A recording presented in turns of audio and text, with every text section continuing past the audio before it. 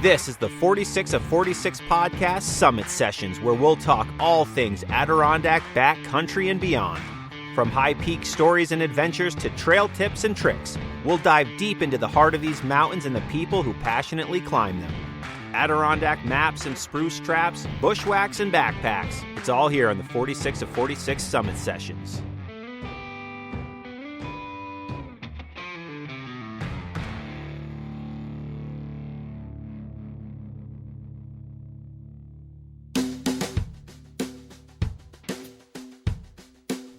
Hello out there. I'm back with another Summit Session this week, and it's an important one. As the great outdoors continues to see a surge of new people retreating to the woods, the lakes, the trails, it's even more important to offer up a respectful and educational approach to get these folks out on the right path. Get it? The right path? Anyone who spends a lot of time in the outdoors knows how life-changing it can be for your mind, body, and soul. With that said, it's important to be respectful when venturing out there for the land and for the other people around you. And the 7 principles of Leave No Trace teach us exactly how to do that. The 7 principles are: plan ahead and prepare, travel and camp on durable surfaces, dispose of waste properly, leave what you find, minimize campfire impacts, respect wildlife, and be considerate of other visitors. The Leave No Trace organization is truly doing God's work out there, and they have helped restore more than 100 areas with Leave No Trace solutions, formally trained more than 60,000 people in Leave No Trace principles in the last 12 months alone, as well as 235,000 kids, and they reach 15.5 million people annually with Leave No Trace education. Needless to say, the outdoors needs this organization, and they are doing wonderful work. My guests this week work for the Leave No Trace organization. They are the Subaru Leave No Trace team of Monika and David LeMay.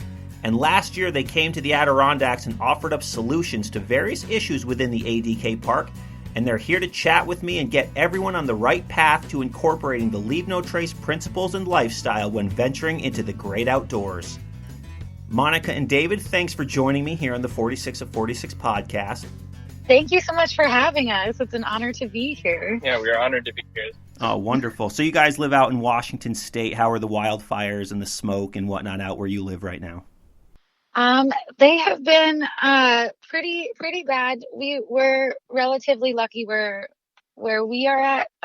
We're up pretty far north, but we have been experiencing smoke from our friends further south, and even out the smoke came in from California. So we're definitely really feeling the effects and the impacts of these devastating wildfires that everyone's experiencing right now on the West Coast. Sure, but so you guys are safe where you live. You're just dealing with smoke at this point, for now at least? Yeah. Cool. Yeah. Glad to hear it. So before we get into it and before we start talking all things Leave No Trace, why don't you guys tell us about your roles and your jobs as the Subaru Leave No Trace team, what that entails, and, tell us about the work that you're doing. Yeah, so we, as the Subaru Leave No Trace team, we provide mobile education. So prior to the pandemic, we traveled all over the country living out of our car. We provided workshops, trainer courses, and just different levels of education with different land managers and organizations across the United States. Since the pandemic, though, we have been safe at home and still providing that free education, but just online via different resources. Yeah, so now we offer webinars. We're on IGTV, Instagram Live, just talking about the best ways that we can minimize our impacts, both in our daily lives and while out recreating. Got it. Very cool. So now when you mentioned to me you were going to shoot a video, but you didn't get to go do it because it wasn't the right look. Is that what you were working on at this point? Yeah, so we also provide a lot of different educational content, such as our YouTube videos. And so we're filming a video about how to practice Leave No Trace in your everyday life, because really all of the education that we provide is can be used whether you're out in the backcountry whether you're just heading out to the grocery store. So that's what that next video will be about. And definitely check out our YouTube library, because we have an extensive amount of educational resources on there. That's beautiful. So now I saw on your website, going with the wildfires, since we were just talking about it, the Leave No Trace website says that 9 out of 10 wildfires are man-made, more or less. I don't think that's the way it was phrased, but that's what it was saying. These wildfires, obviously everything is a problem, but how do we avoid that in particular? Yeah, I mean, that's a great question. And it's important to acknowledge that wildfires can occur naturally. However, the catastrophic wildfires that we've been experiencing in recent years are due to a combination of factors, including climate change and years of fire suppression. So due to those factors, now more than ever, it is easier, unfortunately, to accidentally create a wildfire. And so it's really important to figure out how we can best prevent wildfires. So what we suggest is to, first of all, learn about the rules and regulations of the area that you're in. So that means doing your research and learning if the area is currently under a burn ban. Burn bans are declared by local jurisdictions, tribal, federal, state, or local fire districts by county. And really just checking those regulations of what's allowed before any excursion, whether it's involving campfires, fire, or fireworks, and especially including if you smoke, being prepared to fully extinguish any ends and disposing of those properly. And if you are out camping, if you're going to have a campfire, making sure that you seek out campfire alternatives. Campfires are generally made to provide light, warmth, cooking, or entertainment. So finding different alternatives to those things is a great way to really just prevent wildfires as much as possible. And if you do make a campfire, making sure that you know how to do so responsibly. You can go onto our website and learn how to, principle number 5 is minimize campfire impacts. So doing what you can to be informed, because if 9 out of 10 wildfires are caused by humans, that means that 9 out of 10 wildfires are preventable. Totally, and we learned that from Smokey the Bear our entire lives here growing up in this country in particular. Yeah, I mean, here in the Adirondacks, there has been fires over the years, and a few years back there was more than we're used to seeing. But it's something it kind of weighs on me, quite frankly, when I see all these pictures and hear all these people that are starting campfires on summits and just places they shouldn't be in. Like, it legitimately kind of makes me so nervous inside that we'll be experiencing that soon, especially with the major influx of people. And that's another big reason that I wanted to do this episode in particular, to try to get that information out to people, because I keep seeing an increasing amount of fires where fires are absolutely not allowed to be.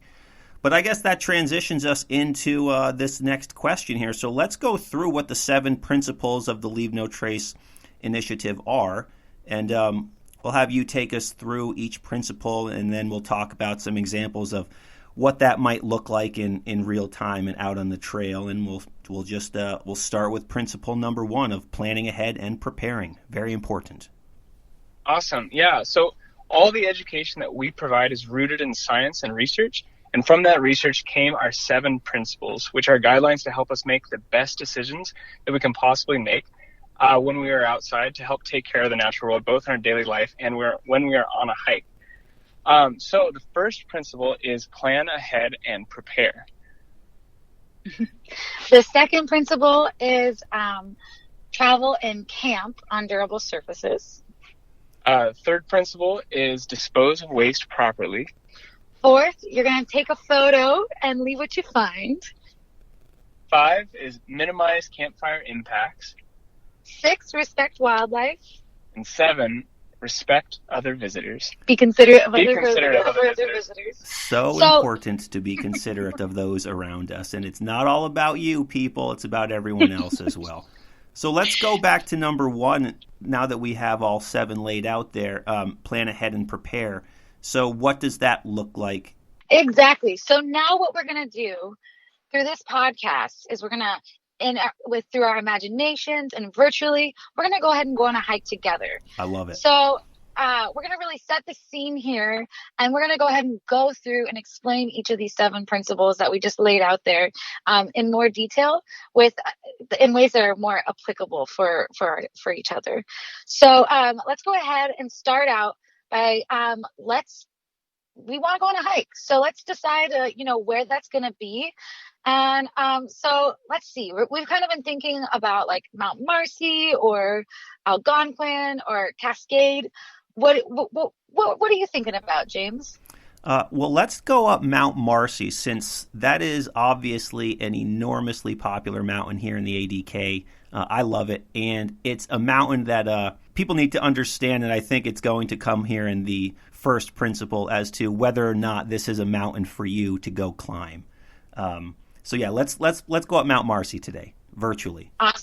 Awesome. Okay, cool. So whether you're listening and you're living in the city, or if you're from Jersey or somewhere in between, the Adirondack Park is actually accessible to over 60 million people in a day's drive. So if you just put that in perspective, there's a lot of people that can access the Adirondacks in a day. So we're going to go up Mt Marcy. So before we hit the road, now is that time to really start thinking about our trip, and to start to plan ahead and prepare. So James, what are you thinking that we should do to go ahead and get ready for our trip? So putting you on the spot. Yeah, I love it. So to plan and prepare, principle number 1, if we're going to go up Mt Marcy, the very first thing that I would personally do is check out the map and find out how long the hike is in mileage terms. Mt Marcy is the tallest mountain in the state, so a lot of people kind of want to go hike that for obvious reasons. It's the state high point, it's the big one. But so many people seem to forget or not plan and prepare. This is a 15-mile minimum trip. 15 miles is the shortest way that you could possibly hike this mountain. And a lot of people start hiking it and have no idea that it's that long, no matter which way you hike it. So that is definitely a big part of the planning process. So for me, I would find out how long and the elevation gain, and that kind of comes secondary to me as far as mileage goes. Elevation gain doesn't really concern me so much as the mileage, because that tends to show me roughly how long the day is going to be. So that's what I would do first, personally. Awesome. Totally. And I love that you said that elevation gain doesn't affect you as much. When we were in the Adirondacks hiking around, man, that elevation gain got me. Sure. I'm impressed that it doesn't get you. But again, we're coming from sea level on the West Coast over here. But totally. So identifying your goals and expectations for the trip are incredibly important. Looking at a map, reading up about the area, and if we're going on this hike together, then we really want to be able to identify the skills and abilities of all trip participants, because, say we're going on a hike together, and I can go for distance, but elevation gain can kind of get me. So I might slow you down. And so that's important to keep in mind, as well as knowing everybody's group needs and expectations. Other things to keep in mind when planning a trip are going to come down to your choosing your equipment and clothing for comfort and safety, and also to ensure that you can carry out the other 6 principles as well, which we'll get more into as we head out on the trail. And so other elements to consider are definitely the weather. That's a huge one, especially when you're up hiking.